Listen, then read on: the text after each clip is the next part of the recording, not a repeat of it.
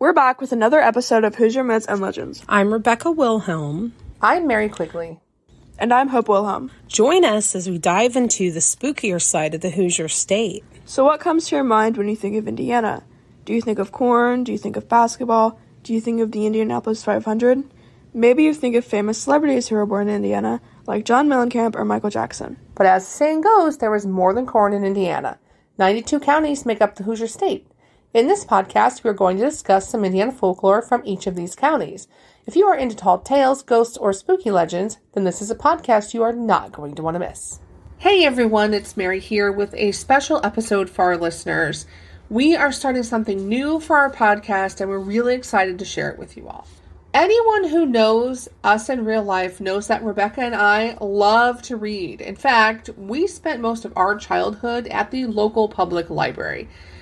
One of our favorite things was to read scary and creepy stories. We grew up reading Stephen King because our mom was a huge fan. And even when we were like in elementary school and middle school age, we loved R.L. Stine and just all those creepy books that just made you feel scared or that had twist endings. Unfortunately, over the years, many amazing spooky stories have been lost to time. And that's why we have decided that in between our normal episodes, we are going to share short stories from the public domain that we find creepy. Our goal is to introduce them to those who may not have heard them yet. So, sit back, relax, and get prepared for our very first tale, The Monkey's Paw by W.W. Jacobs.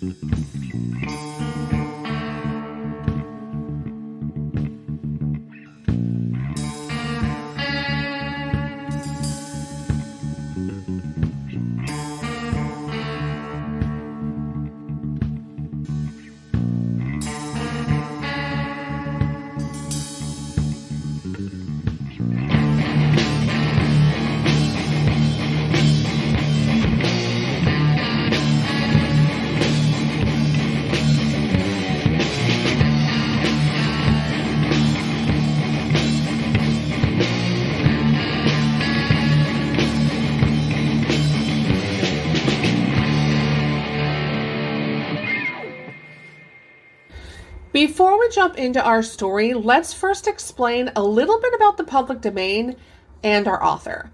When I talk about reading stories in the public domain, I'm referring to stories that are no longer held by copyright, patents, or trademark.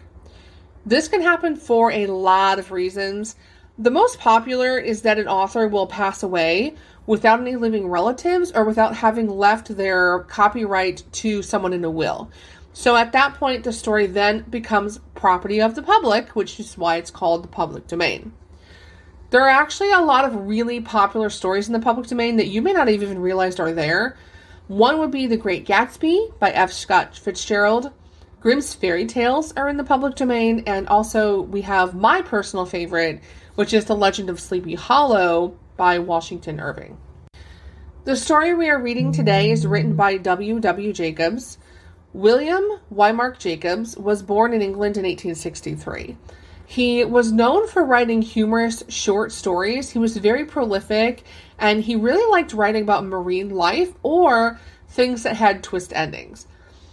But his most popular story was The Monkey's Paw, which was written in 1902 in a collection of short stories called The Lady of the Barge. He altogether wrote about 13 collections of short stories, 5 novels, and a novella. He died of old age in 1943. Now, let's get into our story. Part 1. Without, the night was cold and wet. But in the small parlor of the Burnham Villa, the blinds were drawn and the fire burned brightly. Father and son were at chess, the former, who possessed ideas about the game involving radical changes, put his king into such sharp and unnecessary perils that it even provoked comment from the white-haired old lady knitting placidly by the fire. "Hark at the wind," said Mr. White, who, having seen a fatal mistake after it was too late, was amiably desirous of preventing his son from seeing it. "I'm listening," said the latter, grimly surveying the board as he stretched out his hand. "Check." "I should hardly think he'd come tonight," said his father, with his hand poised over the board.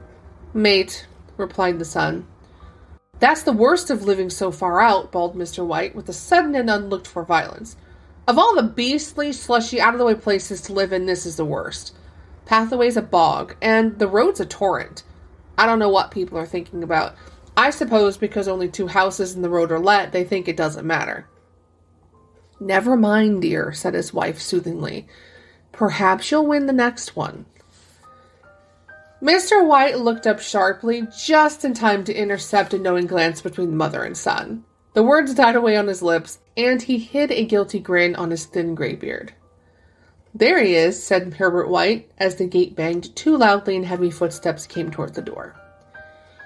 The old man rose with hospitable haste, and opening the door was heard condoling with the new arrival. The new arrival also condoled with himself, so that Mrs. White said "Tut, tut," and coughed gently as her husband entered the room, followed by a tall, burly man, beady of eye and rubicund of visage. "Sergeant Major Morris," he said, introducing him. The sergeant major shook hands and, taking the proffered seat by the fire, watched contentedly while his host got out whiskey and tumblers and stood a small copper kettle on the fire. At the 3rd glass, his eyes got brighter, and he began to talk, the little family circle regarding with eager interest this visitor from distant parts, as he squared his broad shoulders in the chair and spoke of wild scenes and doughty deeds, of wars and plagues and strange peoples. 21 years of it," said Mr. White, nodding at his wife and son. "When he went away, he was a slip of a youth in the warehouse. Now look at him." "He don't look to have taken much harm," said Mrs. White politely. "I'd like to go to India myself," said the old man, "just to look around a bit, you know." "Better where you are," said the sergeant major, shaking his head. He put down the empty glass and, sighing softly, shook it again. "I should like to see those old temples and fakers and jugglers," said the old man. "What was that you started telling me the other day about a monkey's paw or something, Morris?" "Nothing," said the soldier hastily. "Leastways nothing worth hearing." "Monkey's paw?" said Mrs. White curiously. "Well, it's just a bit of what you might call magic, perhaps," said the sergeant major offhandedly. His 3 listeners leaned forward eagerly. The visitor absent-mindedly put his empty glass to his lips and then set it down again. His host filled it for him. "To look at," said the sergeant major, fumbling in his pocket. "It's just an ordinary little paw, dried to a mummy." He took something out of his pocket and proffered it. Mrs. White drew back with a grimace, but her son, taking it, examined it curiously. "And what is there special about it?" inquired Mr. White as he took it from his son, and having examined it, placed it upon the table. "It had a spell put on it by an old faker," said the sergeant major. "A very holy man. He wanted to show that fate ruled people's lives and that those who interfered with it did so to their own sorrow. He put a spell on it so that 3 separate men could each have 3 wishes from it. His manner was so impressive that his hearers were conscious that their light laughter jarred somewhat. "Well, why don't you have 3, sir?" said Herbert White cleverly. The soldier regarded him in the way that middle age is wont to regard presumptuous youth. "I have," he said quietly, and his blotchy face whitened. "And did you really have the 3 wishes granted?" asked Mrs. White. "I did," said the sergeant major, and his glass tapped against his strong teeth. "And has anybody else wished?" persisted the old lady. "The first man had his 3 wishes, yes," was the reply. "I don't know what the first 2 were, but the 3rd was for death. That's how I got the paw." His tones were so grave that a hush fell upon the group. "If you've had your 3 wishes, it's no good to you now then, Morris," said the old man at last. "What do you keep it for?" The soldier shook his head. "Fancy, I suppose," he said slowly. "I did have some idea of selling it, but I don't think I will. It has caused enough mischief already. Besides, people won't buy. They think it's a fairy tale, some of them, and those who do think anything of it want to try it first and pay me afterward." "If you could have another 3 wishes," said the old man, eyeing him keenly, "would you have them?" "I don't know," said the other. "I don't know." He took the paw and, dangling it between his forefinger and thumb, suddenly threw it upon the fire. White, with a slight cry, stooped down and snatched it off. "Better let it burn," said the soldier solemnly. "If you don't want it, Morris," said the other, "give it to me." "I won't," said his friend doggedly. "I threw it on the fire. If you keep it, don't blame me for what happens. Pitch it on the fire again like a sensible man." The other shook his head and examined his new possession closely. "How do you do it?" he inquired. "Hold it up in your right hand and wish aloud," said the sergeant major. "But I warn you of the consequences." "Sounds like the Arabian Nights," said Mrs. White as she rose and began to set the supper. "Don't you think you might wish for 4 pairs of hands for me?" Her husband drew the talisman from pocket, and then all three burst into laughter as the sergeant major, with a look of alarm on his face, caught him by the arm. "If you must wish," he said gruffly, "wish for something sensible." Mr. White dropped it back in his pocket and, placing chairs, motioned his friend to the table. In the business of supper, the talisman was partly forgotten, and afterward the three sat listening in an enthralled fashion to a second installment of the soldier's adventures in India. "If the tale about the monkey's paw is not more truthful than those he's been telling us," said Herbert, as the door closed behind their guest, just in time for him to catch his last train, "we shan't make much of it." "Did you give him anything for it, father?" inquired Mrs. White, regarding her husband closely. "A trifle," he said, coloring slightly. "He didn't want it, but I made him take it, and he pressed me again to throw it away." "Likely," said Herbert, with pretended horror. "Why, we're going to be rich and famous and happy. Wish to be an emperor, father, to begin with, then you can't be henpecked." He darted round the table, pursued by the malaligned Mrs. White, armed with an antimacassar. Mr. White took the paw from his pocket and eyed it dubiously. "I don't know what to wish for, and that's a fact," he said slowly. "It seems to me I've got all I want." "If you only cleared the house, you'd be quite happy, wouldn't you?" said Herbert, with his hand on his shoulder. "Well, wish for £200 then. That'll just do it." His father, smiling shamefacedly at his own credulity, held up the talisman as his son, with a solemn face, somewhat marred by a wink at his mother, sat down at the piano and struck a few impressive chords. "I wish for £200, said the old man distinctly. A fine crash from the piano greeted the words, interrupted by a shuddering cry from the old man. His wife and son ran toward him. "It moved!" he cried, with a glance of disgust at the object as it lay on the floor. "As I wished, it twisted in my hand like a snake." "Well, I don't say the money," said his son as he picked it up and placed it on the table, "and I bet I never shall." "It must have been your fancy, father," said his wife, regarding him anxiously. He shook his head. "Never mind, no, there's no harm done, but it gave me a shock all the same."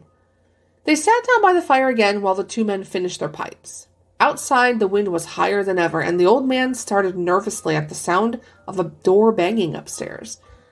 A silence unusual and depressing settled upon all three, which lasted until the old couple rose to retire for the night.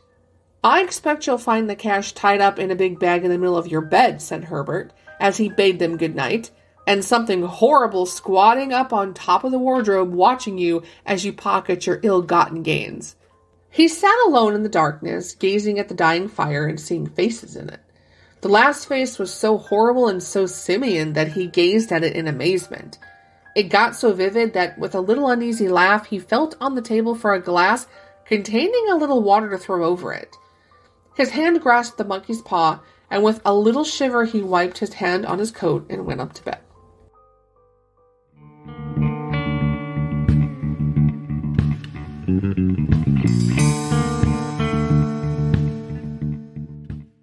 Hey everyone! If you haven't heard the news already, we wrote a book. Haunted Dearborn County, Indiana is coming to all major retailers August 14th, 2023. Strange and unusual things lurk behind the calm facade of Dearborn County. Several legends surround the Hill Forest Mansion, the home of one of Aurora's founding families. Many have seen the ghost of a farmer and his mule at Carnegie Hall in Morse Hill. The glowing grave at Riverview Cemetery may connect to the 1941 Agru family massacre. St. Mary's Church Rectory is said to be haunted by the former priest, and the spirits at Whiskey's in Lawrenceburg are not just in the drinks. Several schools in the area echo with the sounds of former students and staff, and numerous local residences house the spirits of former owners who have never left. Join Rebecca and I on a chilling tour from Lawrenceburg to Lawrenceville and beyond. Haunted Dearborn County, Indiana is available for pre-order. Check out HoosierMythsAndLegends.com for more details. Part 2. In the brightness of the wintry sun next morning, as it streamed over the breakfast table, he laughed at his fears. There was an air of prosaic wholesomeness about the room, which it had lacked on the previous night, and the dirty, shriveled little paw was pitched on the sideboard with a carelessness which betokened no great belief in its virtues. "I suppose all soldiers are the same," said Mrs. White. "The idea of our listening to such nonsense. How could wishes be granted in these days? And if they could, how could 200 pounds hurt you, father?" "Might drop on his head from the sky," said the frivolous Herbert. "Morris said the things happened so naturally," said his father, "that you might, if you so wished, attribute it to coincidence." "Well, don't break into the money before I come back," said Herbert as he rose from the table. "I'm afraid it'll turn you into a mean, avaricious man, and we shall have to disown you." His mother laughed, and following him to the door, watched him down the road, and returning to the breakfast table, was very happy at the expense of her husband's credulity.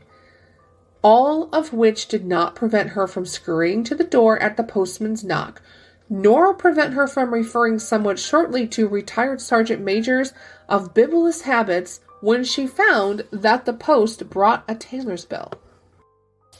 "Herbert will have some more of his funny remarks, I expect, when he comes home," she said as they sat at dinner. "I dare say," said Mr. White, pouring himself out some beer, "but for all that, the thing moved in my hand, and that I'll swear to." "You thought it did," said the old lady soothingly. "I say it did," replied the other. "There was no thought about it. I had just—" "What's the matter?" His wife made no reply. She was watching the mysterious movements of a man outside who, peering in an undecided fashion at the house, appeared to be trying to make up his mind to enter. In mental connection with the 200 pounds, she noticed that the stranger was well dressed and wore a silk hat of glossy newness. 3 times he paused at the gate and then walked on again. The 4th time he stood with his hand upon it, and then, with sudden resolution, flung it open and walked up the path. Mrs. White at the same moment placed her hands behind her and hurriedly unfastened the strings of her apron, put that useful article of apparel beneath the cushion of her chair. She brought the stranger, who seemed ill at ease, into the room. He gazed at her furtively and listened in a preoccupied fashion as the old lady apologized for the appearance of the room and her husband's coat, a garment which he usually reserved for the garden. She then waited as patiently as her sex would permit for him to broach his business, but he was at first strangely silent. "I was asked to call," he said at last, and stooped and picked a piece of cotton from his trousers. "I come from Ma and Megan's." The old lady started. "Is anything the matter?" she asked breathlessly. "Has anything happened to Herbert? What is it? What is it?" Her husband interposed. There, mother," he said hastily. "Sit down and don't jump to conclusions. You've not brought bad news, I'm sure, sir." And he eyed the other wistfully. "I'm sorry," began the visitor.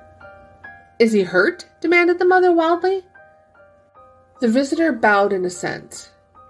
"Badly hurt," he said quietly, "but he is not in any pain." "Oh, thank God," said the old woman, clasping her hands. "Thank God for that.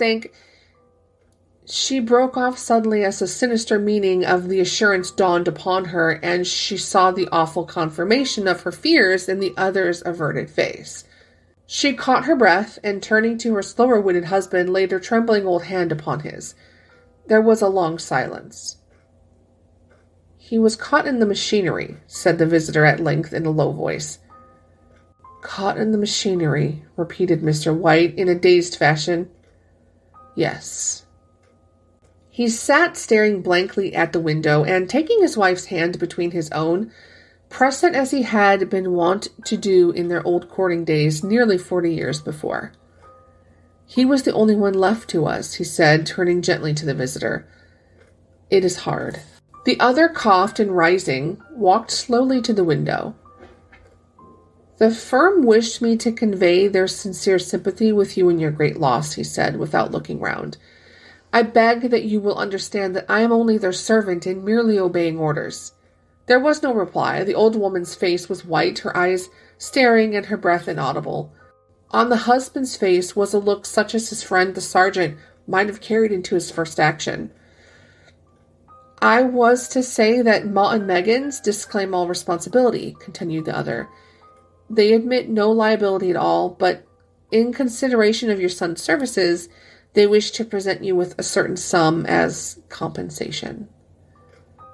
Mr. White dropped his wife's hand and, rising to his feet, gazed with a look of horror at his visitor. His dry lips shaped the words, "How much?" £200 was the answer. Unconscious of his wife's shriek, the old man smiled faintly, put out his hands like a sightless man, and dropped, a senseless heap, to the floor.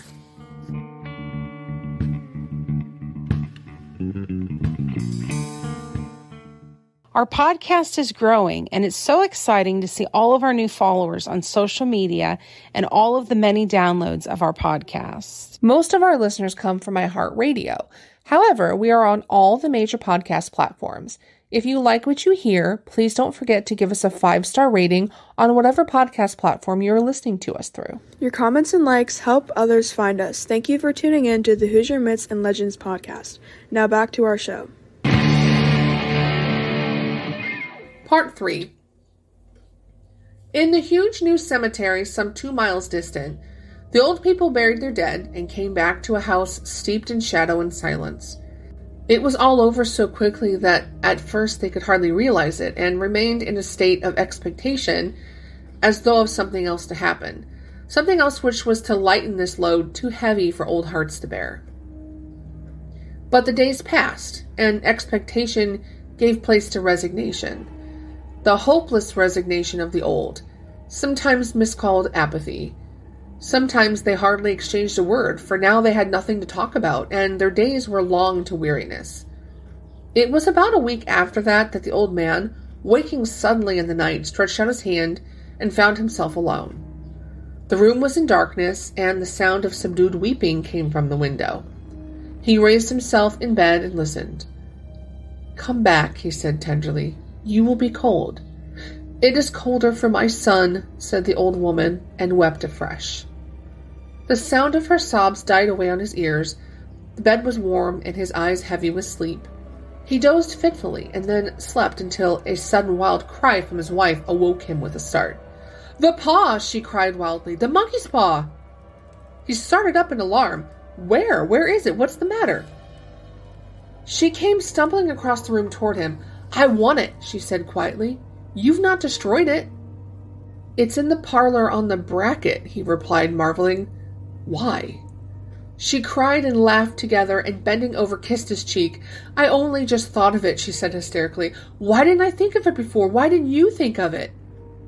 "Think of what?" he questioned. "The other 2 wishes," she replied rapidly. "We've only had one." "Was not that enough?" he demanded fiercely. "No," she cried triumphantly. "We'll have one more. Go down and get it quickly and wish our boy alive again." The man sat up in bed and flung the bedclothes from his quaking limbs. "Good God, you're mad!" he cried aghast. "Get it," she panted. "Get it quickly and wish, oh, my boy, my boy!" Her husband struck a match and lit the candle. "Get back to bed," he said unsteadily. "You don't know what you are saying."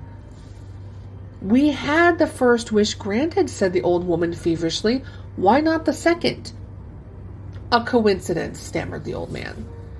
"Go and get it and wish," cried his wife, quivering with excitement. The old man turned and regarded her, and his voice shook. "He has been dead 10 days, and besides I would not tell you else, but I could only recognize him by his clothing. If he was too terrible for you to see then, how now?" "Bring him back," cried the old woman, and dragged him toward the door. "Do you think I fear the child I have nursed?" He went down in the darkness and felt his way to the parlor, and then to the mantelpiece. The talisman was in its place, and a horrible fear that the unspoken wish might bring his mutilated son before him ere he could escape from the room seized upon him. And he caught his breath as he found that he had lost the direction of the door.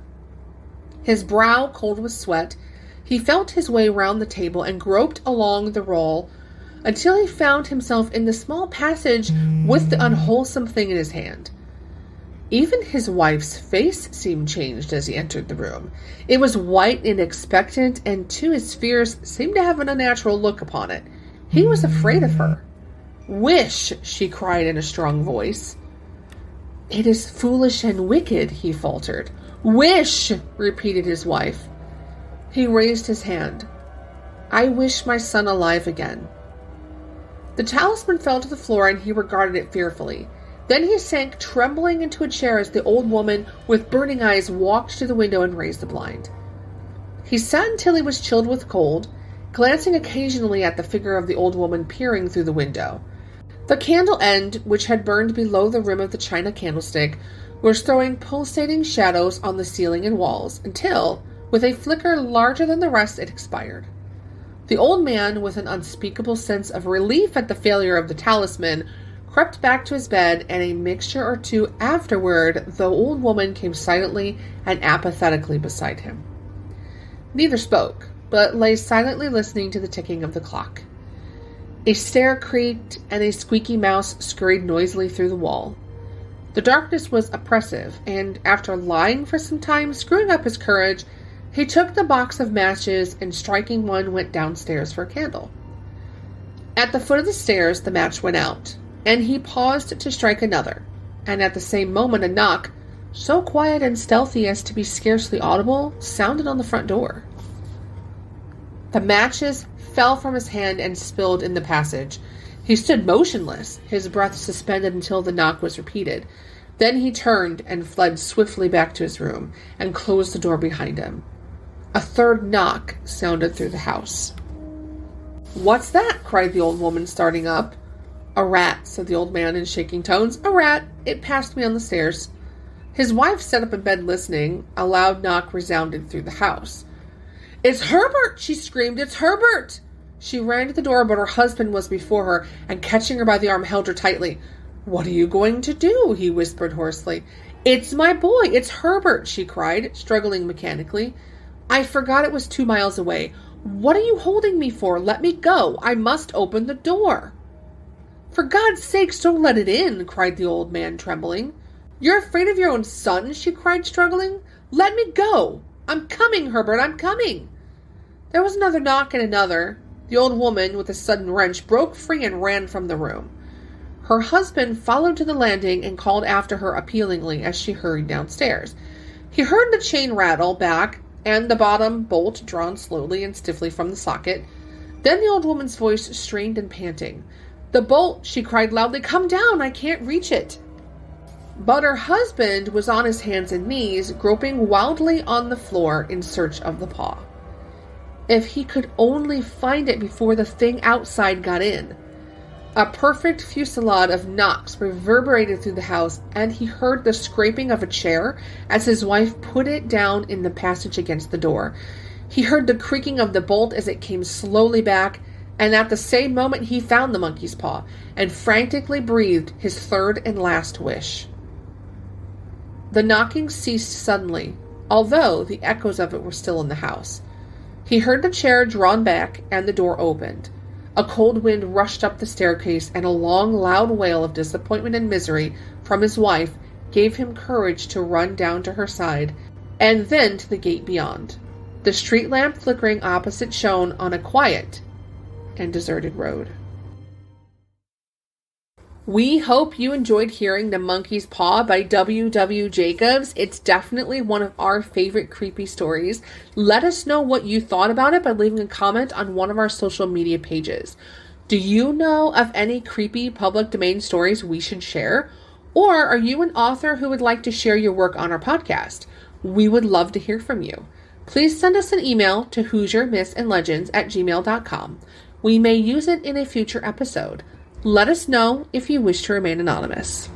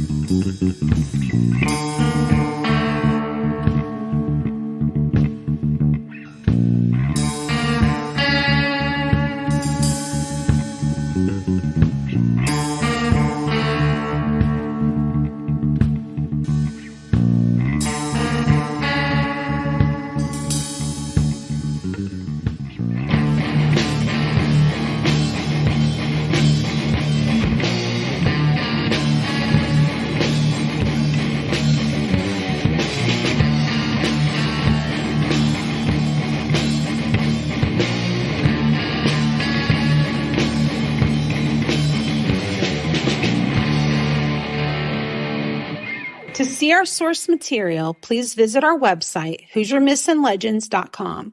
Please find us and follow us on Facebook, Instagram, TikTok, and now Twitter. Hoosier Myths and Legends is a Quigley Productions podcast. Our theme song was written and recorded by Wet Blanket. The song title is Taxidermy Race Car. As always, stay spooky.